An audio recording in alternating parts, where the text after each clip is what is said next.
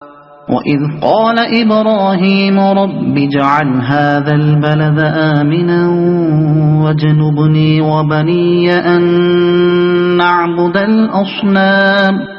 یاد کرو وہ وقت جب ابراہیم نے دعا کی تھی کہ پروردگار اس شہر کو امن کا شہر بنا اور مجھے اور میری اولاد کو بت پرستی سے بچا۔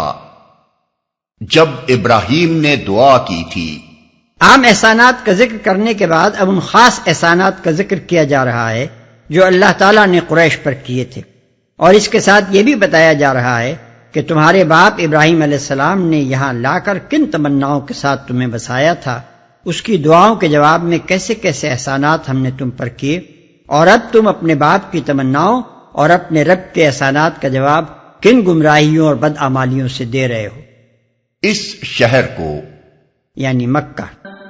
رب إنهن أضللن كثيرا من الناس فمن تبعني فإنه مني ومن عصاني فإنك غفور رحيم۔ پروردگار ان بتوں نے بہتوں کو گمراہی میں ڈالا ہے، ممکن ہے کہ میری اولاد کو بھی یہ گمراہ کر دیں، لہذا ان میں سے جو میرے طریقے پر چلے وہ میرا ہے، اور جو میرے خلاف طریقہ اختیار کرے تو یقیناً تو درگزر کرنے والا مہربان ہے۔ بہتوں کو گمراہی میں ڈالا ہے یعنی خدا سے پھیر کر اپنا گرویدہ کیا ہے۔ یہ مجازی کلام ہے۔ بت چونکہ بہتوں کی گمراہی کے سبب بنے ہیں، اس لیے گمراہ کرنے کے فعل کو ان کی طرف منسوب کر دیا گیا ہے۔ یقیناً تو درگزر کرنے والا مہربان ہے۔ یہ حضرت ابراہیم علیہ السلام کی کمال درجہ نرم دلی اور نوع انسانی کے حال پر ان کی انتہائی شفقت ہے کہ وہ کسی حال میں بھی انسان کو خدا کے عذاب میں گرفتار ہوتے نہیں دیکھ سکتے، بلکہ آخر وقت تک عفو و درگزر کی التجا کرتے رہتے ہیں۔ رزق کے معاملے میں تو انہوں نے یہاں تک کہہ دینے میں دریغ نہ فرمایا کہ وَارْزُقْ أَهْلَهُ مِنَ الثَّمَرَاتِ مَنْ آمَنَ مِنْهُمْ بِاللَّهِ وَالْيَوْمِ الْآخِرِ، البقرہ آیت 126۔ لیکن جہاں آخرت کی پکڑ کا سوال آیا وہاں ان کی زبان سے یہ نہ نکلا کہ جو میرے طریقے کے خلاف چلے اسے سزا دے ڈالیو، بلکہ کہا تو یہ کہا کہ ان کے معاملے میں کیا عرض کروں، تو غفور الرحیم ہے۔ اور یہ کچھ اپنی ہی اولاد کے ساتھ اس سراپا رحم و شفقت انسان کا مخصوص رویہ نہیں ہے، بلکہ جب فرشتے قوم لوط جیسی بدکار قوم کو تباہ کرنے جا رہے تھے اس وقت بھی اللہ تعالیٰ بڑی محبت کے انداز میں فرماتا ہے کہ ابراہیم ہم سے جھگڑنے لگا۔ ہود آیت 74۔ یہی حال حضرت عیسیٰ علیہ السلام کا ہے کہ جب اللہ تعالیٰ ان کے رو در رو عیسائیوں کی گمراہی ثابت کر دیتا ہے تو وہ عرض کرتے ہیں کہ اگر حضور ان کو سزا دیں تو یہ آپ کے بندے ہیں، اور اگر معاف کر دیں تو آپ بالادست اور حکیم ہیں۔ سورہ مائدہ آیت 118۔ ربنا انی اسکنت من ذریتی بواد غیر ذی زرع عند بیتك المحرم ربنا ليقيموا الصلاة فاجعل أفئدة من الناس تهوي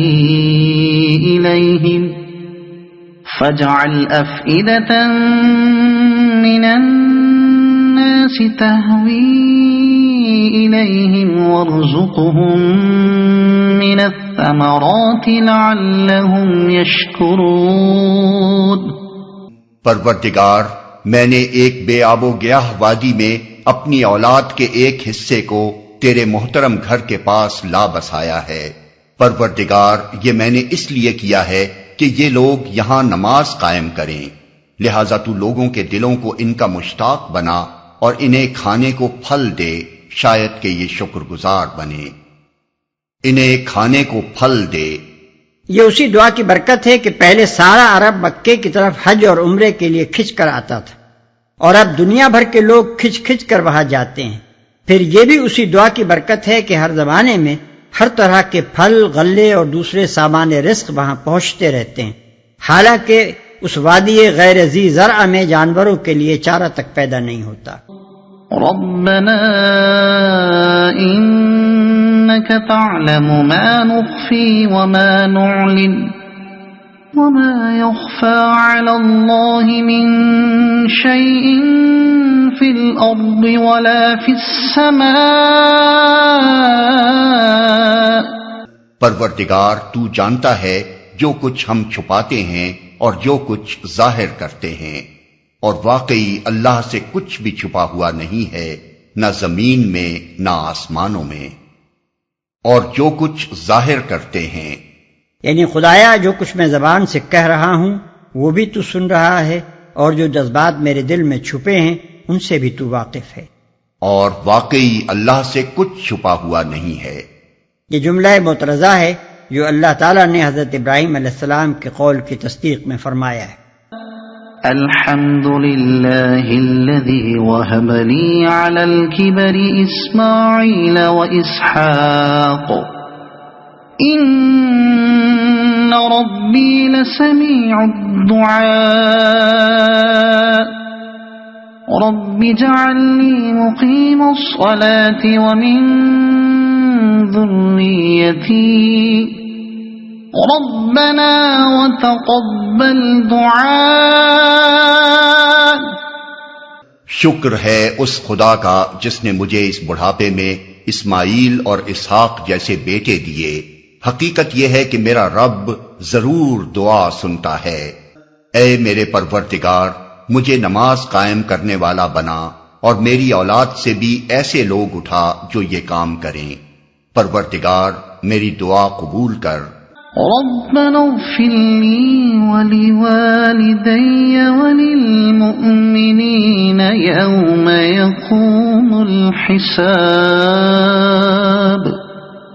پروردگار مجھے اور میرے والدین کو اور سب ایمان لانے والوں کو اس دن معاف کر دیجیے جبکہ حساب قائم ہوگا. حضرت ابراہیم علیہ السلام نے اس دعائے مغفرت میں اپنے باپ کو اس وعدے کی بنا پر شریک کر لیا تھا جو انہوں نے وطن سے نکلتے وقت کیا تھا کہ سأستغفر لک ربی، مریم آیت 47. مگر بعد میں جب انہیں احساس ہوا کہ وہ تو اللہ کا دشمن تھا تو انہوں نے اس سے صاف تبری فرما دی. سورہ توبہ آیت 114.